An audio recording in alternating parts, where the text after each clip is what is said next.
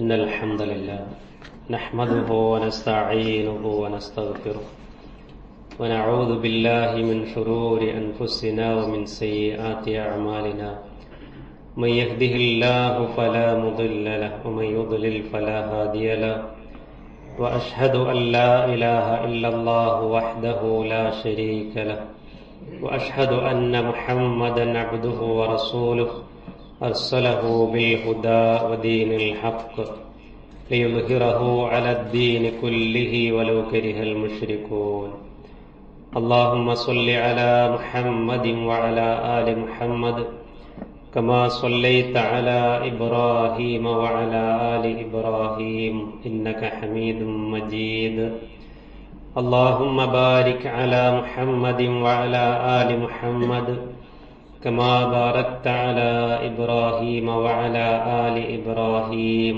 إنك حميد مجيد أما بعد فإن خير الكتاب كتاب الله وخير السنن سنن محمد صلى الله عليه وسلم وشر الأمور محدثاتها وكل محدثة بدعة وكل بدعة ضلالة وكل ضلالة في النار أعوذ بالله من الشيطان الرجيم يا أيها الذين آمنوا اتقوا الله حق تقاته ولا تموتن إلا وأنتم مسلمون بسم الله الرحمن الرحيم إنا أعطيناك الكوثر فصل لربك وانحر إن شانئك هو الأبتر. ബഹുമാന്യ വിശ്വാസികളെ, സഹോദരങ്ങളെ, സർവലോകരക്ഷിതാവും നിയന്താവുമായ അല്ലാഹു സുബ്ഹാനഹു വ തആലയുടെ നിയമനിർദ്ദേശങ്ങൾക്കും വിധിവിലക്കുകൾക്കും കീഴൊതുങ്ങി നാം ഓരോരുത്തരും ജീവിക്കണമേ എന്ന് ഓർമ്മപ്പെടുത്തുന്നു, വസിയത്ത് ചെയ്യുന്നു. പരിശുദ്ധമായ ഹജ്ജ് കർമ്മത്തിന്റെ ദിനങ്ങൾ അടുത്തു വരികയാണ്. ദുൽഖഅദയുടെ അവസാന 10 നമ്മളൊക്കെ എത്തി നിൽക്കുന്നത്.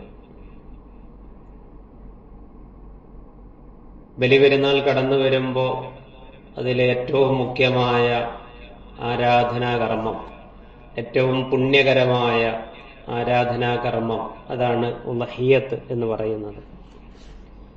ബലിപെരുന്നാളിന്റെ അന്ന് യൗമുൻ നഹർ എന്ന പേരിൽ അറിയപ്പെടുന്ന ദുൽഹിജ്ജ 10 നാം നിർവഹിക്കുന്ന ഏറ്റവും ശ്രേഷ്ഠമായ കർമ്മമാണ് ഉളഹിയ്യ. ഞെരുക്കങ്ങൾക്കിടയിലും സാമ്പത്തികമായ പ്രയാസങ്ങൾക്കിടയിലും അത് നിർവഹിക്കാൻ സമ്പത്ത് കണ്ടെത്തുന്ന ആളുകളുണ്ട്. അല്ലാഹു സുബ്ഹാനഹു വ തആലയോടുള്ള ഏറ്റവും നല്ല വിധേയത്വത്തിന്റെ ഒരു കർമ്മമാണ് ഉളഹിയ്യത്ത് എന്ന് തിരിച്ചറിയുന്നവരാണ് അതിന്റെ ഫള് മനസ്സിലാക്കി അത് നിർവഹിച്ചുകൊണ്ടിരിക്കുന്നത്. പ്രവാചകൻ സ്വല്ലല്ലാഹു അലൈഹി വസല്ലമയുടെ ഹദീസുകൾ പ്രകാരം അയ്യാമു തശ്രീക്കിലും നമുക്ക് നിർവഹിക്കാവുന്ന ഒരു കർമ്മമാണ് ഉളഹിയ്യ. മഹാനായ അബുൽ അംബിയ ഖലീലുല്ലാഹ് ഇബ്രാഹിം നബി അലൈഹിസ്സലാമിന്റെ സുന്നത്തിനെ അനുധാവനം ചെയ്യുക, അതുപോലെ ആ സുന്നത്തിനെ ജീവിപ്പിക്കുക എന്നിങ്ങനെ 2 ഉദ്ദേശ്യങ്ങളാണ് ഉളഹിയ്യത്തിന് ഉള്ളത്. വിശുദ്ധ ഖുർആനിലെ സൂറത്തു സാഫാത്ത് 103-ാം വചനത്തിൽ അല്ലാഹു പറയുന്നുണ്ട്, ഫലമ്മാ അസ്ലമാ വതല്ലഹു ലിൽജബീൻ വനാദൈനാഹു അൻ യാ ഇബ്രാഹീം ഖദ് സദ്ദഖ്ത الرؤيا ഇന്നാ കദാലിക നജ്സിൽ മുഹ്സിനീൻ ഇന്ന ഹാദാ ലഹുവൽ ബലാഉൽ മുബീൻ വഫദൈനാഹു ബിദ്ബിഹിൻ അളീം. അല്ലാഹു സുബ്ഹാനഹു വ തആലയുടെ ഈ വിഷയത്തിലുള്ള പരീക്ഷണം ഇബ്രാഹിം നബി അലൈഹിസ്സലാമിനുണ്ടായപ്പോ ആ ഉപ്പയും മകനും അതിന് പൂർണ്ണമായി ഒരുങ്ങുകയും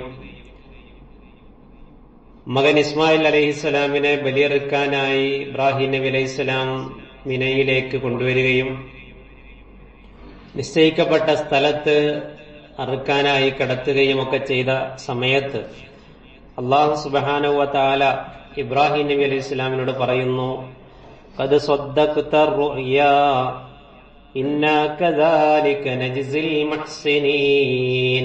ഇബ്രാഹിം, നിന്നോട് പറഞ്ഞ അല്ലെങ്കിൽ നിന്നെ സ്വപ്നത്തിലൂടെ അറിയിച്ച കാര്യം നീ യാഥാർത്ഥ്യമാക്കിയിട്ടുണ്ട്.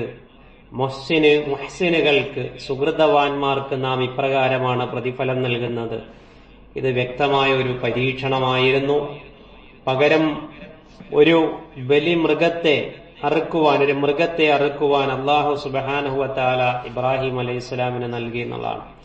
അപ്പൊ ഇതിൽ വലിയൊരു പരീക്ഷണമുണ്ട്. പരീക്ഷണം എന്ന് പറഞ്ഞാൽ സ്വന്തം മകനെ ബലിയർപ്പിക്കണമെന്ന ആ വലിയ പരീക്ഷണത്തിൽ പോലും ഇബ്രാഹിം നബി അലൈഹിസ്സലാം പതറാതെ നിന്നു എന്നതാണ് ഈ ചരിത്രത്തിൽ നിന്ന് നമുക്ക് ലഭിക്കുന്ന വലിയൊരു പാഠം എന്ന് പറയുന്നത്.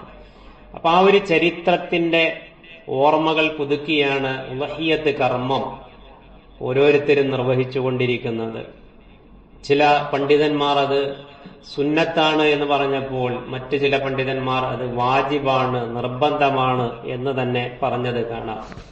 സുന്നത്താണ് എന്ന് പറയാൻ ചില പണ്ഡിതന്മാർ തെളിവാക്കിയത് നബി സല്ലല്ലാഹു അലൈഹി വസല്ലമയുടെ ഒരു ഹദീസിൽ കാണാം, ഇദാ ദഖലത്തിൽ അശ്റു, ദുൽഹിജ്ജ ആദ്യത്തെ 10 നമ്മൾ കടന്നാൽ, വ അറാദ അഹദുക്കും അൻ യുളഹിയ, നിങ്ങളിൽ ആരെങ്കിലും ഉളഹിയ്യത്ത് നിർവഹിക്കാൻ ഉദ്ദേശിച്ചിട്ടുണ്ടെങ്കിൽ, ഫലാ യമസ്സ മിൻ ശഅരിഹി വ ബശരിഹി ഷൈഅ, തൊലിയിൽ നിന്നോ നഖത്തിൽ നിന്നോ രോമങ്ങളിൽ നിന്നോ ഒന്നും നിങ്ങൾ നീക്കം ചെയ്യരുത് എന്ന ഹദീസ്.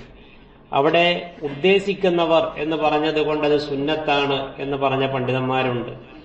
എന്നാൽ മഹാനായ ഷേഖുൽ ഇസ്ലാം ഇബ്നു തൈമിയ്യ റഹിമഹുള്ള പറഞ്ഞത്, ഇന്നല്ലാഹിറ വുജൂബുഹാ, നബിയുടെ ഹദീസുകളിൽ നിന്ന് മനസ്സിലാവുന്നത് ഉളഹിയ്യത്ത് നിർബന്ധമാണെന്ന് തന്നെയാണ്. വ ഇന്ന മൻ ഖദറ അലൈഹാ ഫലം യഫ്അൽ ഫഹുവ ആസിമുൻ, ഒരാൾക്ക് ഖുദ്റത്തുണ്ടായിട്ടും ഉളഹിയ്യത്ത് നിർവഹിക്കാനുള്ള സാമ്പത്തികമായ ശേഷിയുണ്ടായിട്ടും അതിനുള്ള സാഹചര്യം ഉണ്ടായിട്ടും ഒരാൾ ആ മഹത്തായ കർമ്മത്തിൽ പങ്കുചേരുന്നില്ലെങ്കിൽ അവൻ കുറ്റം ചെയ്തവനാണ് എന്നാണ് ഇബ്നു തൈമിയ്യ റഹിമഹുള്ള പറഞ്ഞിട്ടുള്ളത്. വിശുദ്ധ ഖുർആനിലെ ഏറ്റവും ചെറിയ അധ്യായം, അവിടെ അള്ളാഹുവിന്റെ കൽപ്പനയാണ്, ഇന്നാ അഅ്തൈനാകൽ കൗസർ ഫസ്വല്ലി ലിറബ്ബിക വൻഹർ ഇന്ന ശാനിഅക ഹുവൽ അബ്തർ. അവിടെ അള്ളാഹു പറയുന്നത് കാണാം, ഫസ്വല്ലി, നീ നമസ്കരിക്കണം, അത് അള്ളാഹിന്റെ കൽപ്പനയാണ്. ലിറബ്ബിക് വൻഹർ, നീ ബലിയർപ്പിക്കുകയും ചെയ്യണം എന്നതാണ്. അപ്പൊ കഴിവുള്ളവൻ അത് നിറവേറ്റണം എന്നതാണ് ആ ആയത്തിൽ നിന്ന് മനസ്സിലാവുന്നത് എന്ന്.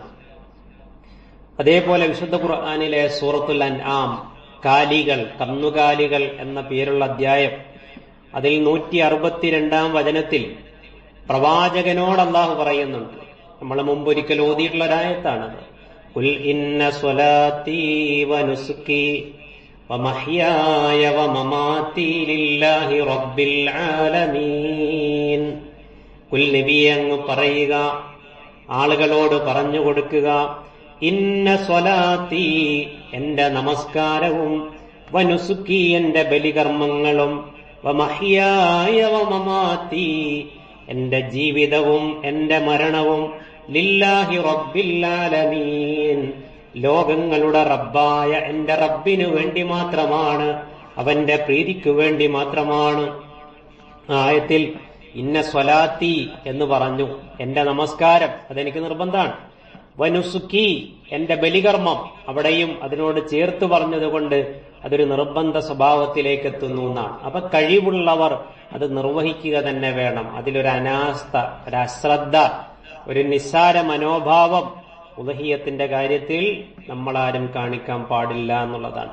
പ്രിയമുള്ളവരെ, ദിവസങ്ങൾ അടുത്ത് വരികയാണ്. ഒന്ന് മനസ്സ് വെച്ചാൽ തീർച്ചയായും നമുക്ക് ഒരു മൃഗത്തെ പൂർണ്ണമായി ഉദഹിയത്ത് നൽകാൻ പറ്റിയില്ലെങ്കിലും ഒരു ഷെയറെങ്കിലും നമുക്ക് ചേർന്ന് അതിൽ പങ്കാളികളാകാൻ പറ്റും. അള്ളാഹു അതിന് തൗഫീക്ക് പ്രദാനം ചെയ്യട്ടെ.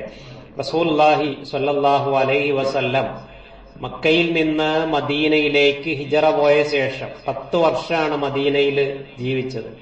ആ 10 വർഷവും നബി സ്വല്ലല്ലാഹു അലൈഹി വസല്ലം മുടങ്ങാതെ ഉളഹിയത്ത് നിർവഹിച്ചിരുന്നു എന്നതും അതിന്റെ നിർബന്ധ സ്വഭാവത്തെ കാണിക്കുന്നു എന്ന് പണ്ഡിതന്മാർ പറയുന്നുണ്ട്. അതിൽ ഏറ്റവും അഫ്ളലായത് നമ്മൾ ഉളഹിയത്ത് നിർവഹിക്കുമ്പോൾ ഉലമാക്കൾ തെളിവുകളുടെ അടിസ്ഥാനത്തിൽ പറഞ്ഞത് അതിലേറ്റവും അഫ്ളലായത് ഒട്ടകമാണ്. അത് നമ്മുടെ നാട്ടിൽ ലഭ്യമല്ല. പിന്നെയോ പിന്നെ ബക്കറാണ്, സുമ്മൽ ഗനം, പിന്നെ ആടാണ്. ഇങ്ങനെ ഒരു ക്രമം ശരിക്കും കാണാൻ സാധിക്കും. ആ ആടിൽ തന്നെ കൊമ്പുള്ളത് എന്നൊക്കെ ഉലമാക്കൾ സൂചിപ്പിക്കുന്നത് കാണാം. അതേപോലെ ഈ ഉളഹിയത്തിന്റെ സമയമൊക്കെ വരുമ്പോ പലർക്കും ഉണ്ടാകുന്ന ഒരു സംശയമാണ് അതിന്റെ പ്രായവുമായി ബന്ധപ്പെട്ട്. പ്രവാചക ഹദീസുകളിൽ നിന്ന് മനസ്സിലാക്കാൻ സാധിക്കുന്നത് ഒട്ടകമാണെങ്കിൽ 5 വയസ്സ് പൂർത്തിയാവുക, കന്നുകളാണെങ്കിൽ 2 വയസ്സ് പൂർത്തിയാവുക, നമ്മുടെ നാട്ടിലൊക്കെയുള്ള കോലാട് പോലെയുള്ളവയാണെങ്കിൽ 1 വർഷം പൂർത്തിയാവുക, ചെമ്മരിയാട് പോലെയുള്ളതാണെങ്കിൽ 6 മാസം പൂർത്തിയാവുക എന്നതാണ് അതിന്റെ വയസ്സ്. അഖീഖയിലും പരിഗണിക്കേണ്ടത് ഇതേ വയസ്സ് തന്നെയാണ്. അതേപോലെ ന്യൂനതകളും പോരായ്മകളും ഉള്ളത് അസ്സലാമത്തു മിനൽ ഉയൂബ് എന്നാണ് ഹദീസിൽ കാണുന്നത്. പോരായ്മകളിൽ നിന്ന്, ന്യൂനതകളിൽ നിന്ന് അത് വിശദീകരിക്കപ്പെട്ടിട്ടുണ്ട് എന്തൊക്കെ ന്യൂനതകളാണ് എന്നത്. അപ്പം നല്ല ആരോഗ്യമുള്ള തടിച്ച നല്ല മൃഗത്തെ ഉളഹിയത്ത് നൽകാനാണ് നബി സല്ലല്ലാഹു അലൈഹി വസല്ലം പറയുന്നത്. അതേപോലെ അതിന്റെ സമയത്ത് നിർവഹിക്കണം. സമയത്താണ്. സമയം തെറ്റിയാൽ ഉളുഹിയത്താവില്ല. അത് കേവലം ബലിയാവുകയും അത് കേവലം അറവാവുകയുള്ളൂ. അപ്പൊ നമസ്കാരം കഴിഞ്ഞ് ആണത് നിർവഹിക്കേണ്ടത്. പെരുന്നാൾ നമസ്കാരം കഴിഞ്ഞ് ഒരാൾ സൗകര്യം എന്ന നിലയ്ക്ക് നിസ്കാരം കഴിഞ്ഞ് എല്ലാവർക്കും സെറ്റാക്കി വെച്ചാൽ പെട്ടെന്ന് കൊടുക്കുക, എല്ലാവർക്കും അത് കറിയാക്കാലോ എന്ന് വിചാരിച്ച് തലേനാൾ അറുത്താലോ പോകുന്നതിന് മുമ്പ് അറുത്താലോ അത് ഉളുഹിയത്തായി സ്വീകരിക്കപ്പെടില്ല എന്നാണ് നബി സല്ലല്ലാഹു അലൈഹി വസല്ലം പറഞ്ഞിട്ടുള്ളത്. അതേപോലെ ഉളുഹിയത്ത് നിർവഹിക്കുന്നവരിൽ തന്നെ ഉണ്ടാകുന്ന ഒരു സംശയമാണ്, ഒരു മൃഗത്തെ നമ്മൾ അറുക്കുമ്പോൾ എന്റെ ഭാര്യയ്ക്ക് അതിന്റെ പ്രതിഫലം കിട്ടുമോ, എന്റെ മക്കൾക്ക് അതിന്റെ കൂലി കിട്ടുമോ എന്നതൊക്കെ. നബി സല്ലല്ലാഹു അലൈഹി വസല്ലം പറഞ്ഞത്, അല്ലെങ്കിൽ ഹദീസിലുള്ളത്, കാന യുളഹി ബിശ്ശാത്തി അൽവാഹിദത്തി അൻ ജമീഇ അഹ്ലിഹി. ഇമാം ബുഖാരി ഉദ്ധരിച്ച ഹദീസാണ്. തനിക്ക് വേണ്ടിയും തന്റെ കുടുംബത്തിനു വേണ്ടിയും എല്ലാം പ്രതിഫലം കിട്ടാൻ ഒരു മൃഗത്തെ നബി സല്ലല്ലാഹു അലൈഹി വസല്ലം ഒരു ആടിനെ അറുത്തിരുന്നു എന്നുള്ളതാണ്. അപ്പോ ചില ആളുകൾക്കുള്ള സംശയം, ഇതൊരു മൃഗത്തെ പറ്റിയല്ലേ പറഞ്ഞത്, ഒരു ഷെയർ ഒരു മൃഗത്തിൽ നമ്മൾ ചേർന്നാൽ അത് കുടുംബത്തിന് മുഴുവൻ പ്രതിഫലാർഹമാകുമോ എന്ന സംശയമുണ്ടെങ്കിൽ അവിടെ ഷെയ്ഖ് ബിൻ ബാസ് റഹിമഹുള്ളയെ പോലെയുള്ള മഹത്തുക്കളായ പണ്ഡിതന്മാർ പറഞ്ഞത്, ഒരു മൃഗത്തിൽ ഷെയർ ചേർന്നാൽ പോലും അത് കുടുംബത്തിന് കൂടി പ്രതിഫലമായിരിക്കും എന്നുള്ളതാണ്. എന്നാൽ ഭാര്യയ്ക്ക് സാമ്പത്തിക ശേഷിയുണ്ട് എങ്കിൽ അവളും അതിൽ ഷെയർ ചേരണം. അതല്ലാതെ എന്റെ ഭർത്താവ് മാത്രം, അങ്ങനെയല്ല. അവൾക്ക് പറ്റുമെങ്കിൽ സാമ്പത്തികമുണ്ടെങ്കിൽ അവളും അതിൽ ഷെയർ ചേരണം. അപ്പൊ അങ്ങനെയൊക്കെ ഈ ഒരു കർമ്മത്തിൽ ഏറ്റവും നന്നായി അതിൽ പങ്കാളികളാകാൻ നമുക്ക് സാധിക്കണം എന്നുള്ളതാണ്. അതേപോലെ വരുന്ന ഒരു സംശയമാണ്, ഉളുഹിയത്ത് കൊടുക്കുമ്പോൾ അതിൽ നിന്ന് നമ്മൾ കഴിക്കുന്നതിൽ എന്തെങ്കിലും തടസ്സമുണ്ടോ തകരാറുണ്ടോ എന്നുള്ളത്. നബി വിലക്കിയത് നമ്മൾ അറവ് നടത്തുമ്പോൾ 2 കാര്യങ്ങൾ നിങ്ങൾ കഴിക്കരുതെന്നുള്ളതാണ്. ഒന്ന്, നമ്മൾ നേർച്ചയാക്കിയിട്ടുണ്ടെങ്കിൽ അതിൽ നിങ്ങൾ കഴിക്കാൻ പാടില്ല. രണ്ടാമത്, എന്തെങ്കിലും ഒരു തെറ്റിന് കഫാറത്തായിട്ടാണ് ഒരു മൃഗത്തെ അറുക്കുന്നതെങ്കിൽ അതിൽ നിന്നും നിങ്ങൾ ഒന്നും എടുക്കാൻ പാടില്ല. എന്നാൽ ഉളഹിയത്തിന്റെ വിഷയത്തിൽ നബി സല്ലല്ലാഹു അലൈഹി വസല്ലം പറഞ്ഞത്, ഫദ്കുറു സ്മല്ലാഹി അലൈഹാ, അല്ലാഹുവിന്റെ നാമം ഉച്ചരിച്ചുകൊണ്ട് നിങ്ങൾ അതിനെ അറുക്കണം. സവാഫ ഫഇദാ വജബത് ജുനൂബുഹാ ഫകുലൂ മിൻഹാ വഅത്ഇമുൽ ഖാനിഅ വൽ മുഅ്തർ. വീട്ടിൽ ചോദിക്കാതെ അങ്ങനെ ഇരിക്കുന്ന ആളുകൾക്ക് കൊണ്ടുപോയി കൊടുക്കുക. ചോദിച്ചു വരുന്നവർക്ക് നിങ്ങൾ അതിൽ നിന്ന് നൽകുക, നിങ്ങൾ അതിൽ നിന്ന് കഴിക്കുക. ഇതാണ് ഉദ്ഹിയത്ത് നമ്മൾ പിന്നെ ചെയ്യുമ്പോൾ നമ്മൾ നിർവഹിക്കേണ്ടത്. ഇന്ന് കഴിക്കുക എന്നുള്ളത് എന്താണ്? അതിന്റെ അദബിന്റെ ഭാഗമാണ് എന്ന നിലയ്ക്ക് കൂടി നബി സല്ലല്ലാഹു അലൈഹി വസല്ലം പറഞ്ഞിട്ടുണ്ട്. ഈ ഒരു കർമ്മം നിർവഹിക്കുമ്പോൾ എവിടെയും നിഫാക്ക് കടന്നു വരരുത്, തഖ്വയ്ക്ക് വിരുദ്ധമാകുന്ന ഒന്നും കടന്നു വരരുത്. അത് ഏറ്റവും ഏറെ ശ്രദ്ധിക്കണം. അല്ലാഹു പറയാൻ, ലൻ യനാലല്ലാഹ ലുഹൂമുഹാ വലാ ദിമാഉഹാ. നിങ്ങളൊരു മൃഗത്തെ അറുക്കുമ്പോ അതിന്റെ മാംസമോ രക്തമോ അല്ല അല്ലാഹുവിലേക്ക് എത്തുന്നത്. വലാകിൻ യനാലുഹു തഖ്വാ മിൻകും. നിങ്ങൾ നിർവഹിക്കുമ്പോ നിങ്ങളുടെ മനസ്സിലുള്ള ഇഖ്ലാസും തഖ്വയുമാണ് അല്ലാഹു പരിഗണിക്കുന്നത്. അതാണ് നമ്മളതിൽ ഏറെ ശ്രദ്ധിക്കേണ്ട. ആ നിലയ്ക്ക് ഈ ഒരു മഹത്തായ കർമ്മത്തിന്റെ ഭാഗമാകാൻ അല്ലാഹു സുബ്ഹാനഹു വ തആല നമുക്കെല്ലാം തൗഫീഖ് പ്രദാനം ചെയ്യുമാറാവട്ടെ.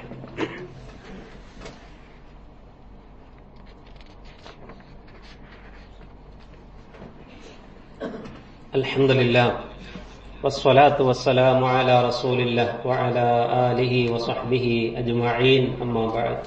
ഇത്തഖുല്ലാഹ ഇബാദല്ലാഹ്. മഹാനായ ഉമർ ഇബ്നുൽ ഖത്താബ് റളിയല്ലാഹു അൻഹുവിന്റെ ഒരുപാട് ചിന്തനീയമായ ശ്രദ്ധേയമായ ഇബാറത്തുകൾ, ഉദ്ധരണികൾ, ഗ്രന്ഥങ്ങൾ ഉദ്ധരിക്കപ്പെടുന്നത് കാണാം. അതിൽ അദ്ദേഹത്തിന്റെ തഖ്വയും സൂക്ഷ്മതയും റബ്ബിന്റെയും പരലോകത്തിന്റെയും വിഷയത്തിലുള്ള ഭയപ്പാടും ഒക്കെ പ്രകടമാകുന്ന ഒരു വാക്കിങ്ങനെയാണ്. അദ്ദേഹം പറയുന്നു, ഉമർ റളിയല്ലാഹു അൻഹു പറയുന്നു, ലൗ നാദാ മുനാദിൻ മിനസ് സമാഇ. ആകാശത്ത് നിന്ന് വിളിച്ചു പറയുന്ന ഒരാൾ വിളിച്ചു പറയാണെന്ന് വിചാരിക്കുക. അങ്ങനെ വിളിച്ചു പറയുകയാണെങ്കിൽ, അയ്യുഹന്നാസ്, മനുഷ്യരെ, ഇന്നക്കും ദാഖിലൂനൽ ജന്ന കുല്ലുക്കും, നിങ്ങളെല്ലാം സ്വർഗത്തിൽ പ്രവേശിക്കുന്നവരാണ് എന്ന ആകാശ ലോകത്ത് നിന്ന് ഒരു മലക്ക് വിളിച്ചു പറയാണെന്ന് നിങ്ങൾ വിചാരിക്കുക. അത് നിങ്ങൾ കേൾക്കുകയാണ്. മനുഷ്യരെ, നിങ്ങളെല്ലാരും സ്വർഗത്തിലാണ്, നിങ്ങളെല്ലാം സ്വർഗത്തിൽ പ്രവേശിക്കാനുള്ളവരാണ്. ഇല്ലാ റജുലൻ വാഹിദൻ, പക്ഷെ നിങ്ങളുടെ കൂട്ടത്തിൽ ഒരാൾ സ്വർഗത്തിൽ കടക്കുകയില്ല. നിങ്ങളുടെ കൂട്ടത്തിൽ ഒരാൾ സ്വർഗത്തിൽ കടക്കുകയില്ല. ഉമർ റളിയല്ലാഹു അൻഹു പറയാണ്, അങ്ങനെ ഒരാൾ വിളിച്ചു പറയുകയാണെങ്കിൽ ലഖിഫ്തു അൻ അകൂന അന ഹുവ. ആ ഒരാൾ സ്വർഗത്തിൽ കടക്കില്ല എന്ന് പറഞ്ഞ ആ ഒരാൾ ഞാനായേക്കുമോ എന്ന് ഞാൻ ഭയപ്പെടുന്നു എന്നാണ്. ഞാനായേക്കുമോ എന്ന് ഞാൻ ഭയപ്പെടുന്നു എന്നുള്ളതാണ്. അബൂ നഈം റഹിമഹുല്ലാ അദ്ദേഹത്തിന്റെ ഹില്യത്തുൽ ഔലിയ എന്ന ഗ്രന്ഥത്തിലാണ് ഉമർ റളിയല്ലാഹു അൻഹുവിന്റെ ഈ ഒരു വാക്ക് പറഞ്ഞിട്ടുള്ളത്. അതിൽ നിന്ന് നമുക്ക് മനസ്സിലാവുന്നത് എത്രമാത്രം അള്ളാഹുവിനെ ഉമർ റളിയല്ലാഹു അൻഹു ഭയപ്പെട്ടിരുന്നു, അദ്ദേഹത്തിന്റെ ഈമാനിന്റെ ആഴം എത്ര വലുതായിരുന്നു. ഉമർ, നീ സ്വർഗത്തിലാണ് എന്ന് ജീവിച്ചിരിക്കെ തന്നെ പ്രവാചകന്റെ നാവിലൂടെ സന്തോഷ വാർത്ത അറിയിക്കപ്പെട്ടിട്ട് പോലും എത്രമാത്രം വിനയവും വിധേയത്വവും ഉമർ റളിയല്ലാഹു അൻഹു ജീവിതത്തിൽ കാത്തു സൂക്ഷിച്ചിരുന്നു എന്ന് നമുക്ക് ഈ വചനത്തിൽ നിന്ന് മനസ്സിലാവുന്നുണ്ട്. നമ്മളൊന്ന് ആലോചിച്ചാൽ മതി, നമ്മുടെ പരലോകത്തിന്റെ വിഷയത്തിൽ നമുക്കെത്ര ജാഗ്രതയുണ്ട്.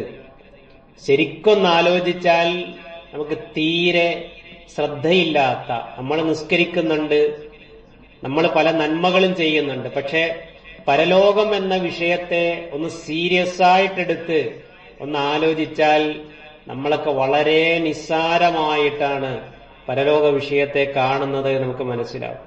കാരണം ആ ഒരു സൂക്ഷ്മത, ആ ഒരു ബോധം ഉണ്ട് എങ്കിൽ എപ്പോഴും നമ്മുടെ മനസ്സിലൊരു ഭയപ്പാട് തീർച്ചയായിട്ടും ഉണ്ടാകും. ആ ഭയപ്പാട് നമ്മുടെ ജീവിതത്തെ കൂടുതൽ ക്രമീകൃതമാക്കും, കൂടുതൽ സൂക്ഷ്മതയുള്ളതാക്കും. മുർദാന്റെ വാക്ക് നോക്കൂ, നിങ്ങളെല്ലാരും സ്വർഗത്തിലാണെന്ന് വിളിച്ചു പറയുമ്പോ ഒരാള് പോവില്ല എന്ന് പറയുമ്പോ ആ ആള് ഞാനായേക്കുമോ എന്ന് ഞാൻ പേടിക്കുന്നു എന്ന് ഉമർ റളിയല്ലാഹു അൻഹു പറയണമെന്നുണ്ട് എങ്കിൽ അദ്ദേഹത്തിന് പരലോക വിഷയത്തിന്റെ കാര്യത്തിലുള്ള ആ ഒരു സൂക്ഷ്മതയും ശ്രദ്ധയും എത്ര വലുതാണ്. ആ ഒരു സൂക്ഷ്മതയും ശ്രദ്ധയുമൊക്കെയാണ് പരലോക കാര്യത്തിൽ തീർച്ചയായും നമുക്കുണ്ടാവേണ്ടത്. അല്ലാഹു സുബ്ഹാനഹു വ തആല ആ ഒരു ബോധവും ശ്രദ്ധയുമെല്ലാം പരലോക കാര്യത്തിൽ നമുക്ക് പ്രദാനം ചെയ്യുമാറാവട്ടെ. ഫർളായ കാര്യങ്ങളിൽ വീഴ്ചകളൊന്നും വരുത്താതെ നാം ശ്രദ്ധ പുലർത്തുന്നതോടൊപ്പം സുന്നത്തായ കാര്യങ്ങളിൽ കൂടുതൽ ശ്രദ്ധിക്കുവാനും അല്ലാഹു സുബ്ഹാനഹു വ തആല തൗഫീഖ് പ്രദാനം ചെയ്യുമാറാവട്ടെ. റബ്ബ് ഏറ്റവും ഇഷ്ടപ്പെടുന്ന മഹത്തായ കർമ്മങ്ങളിലൊന്നായ റബ്ബിനു വേണ്ടിയുള്ള ഇത്തരം ബലികർമ്മങ്ങൾ, പ്രത്യേകിച്ച് ഉളഹിയ്യത്ത് പോലെയുള്ള ഇത്തരം കാര്യങ്ങളിൽ കൂടുതൽ ശ്രദ്ധിക്കാനും ആ മഹത്തായ അതിന്റെ പ്രതിഫലത്തിൽ പങ്കാളികളാകാനും അല്ലാഹു നമുക്കെല്ലാം തൗഫീഖ് പ്രദാനം ചെയ്യുമാറാവട്ടെ. നമ്മുടെ എല്ലാ നന്മകളെയും അല്ലാഹു കബൂൽ ചെയ്യട്ടെ. നമ്മിൽ വരുന്ന അറിഞ്ഞും അറിയാതെയും വരുന്ന വീഴ്ചകളെ റഹ്മാനായ റബ്ബ് പുറത്തു തരുമാറാവട്ടെ. നമ്മുടെ എല്ലാ നല്ല ആഗ്രഹങ്ങളെയും അല്ലാഹു പൂർത്തീകരിച്ച് തരുമാറാവട്ടെ. പരീക്ഷണങ്ങളിൽ നിന്ന് അല്ലാഹു നമ്മളെല്ലാം കാത്ത് രക്ഷിക്കുമാറാവട്ടെ. നമ്മിൽ രോഗികളായി കഴിയുന്നവർക്ക് അല്ലാഹു പൂർണ്ണമായ ശിഫ പ്രദാനം ചെയ്യട്ടെ. നമുക്ക് മുമ്പേ റബ്ബിലേക്ക് മടങ്ങിയവർക്ക് അല്ലാഹു മഗ്ഫിറത്തും റഹ്മത്തും പ്രദാനം ചെയ്യട്ടെ. اللهم اغفر للمؤمنين والمؤمنات والمسلمين والمسلمات الأحياء منهم والأموات. اللهم أجرنا من النار، اللهم أجرنا من النار، اللهم أجرنا من النار. ربنا توفنا مسلمين والحقنا بالصالحين. ربنا لا تجعل في قلوبنا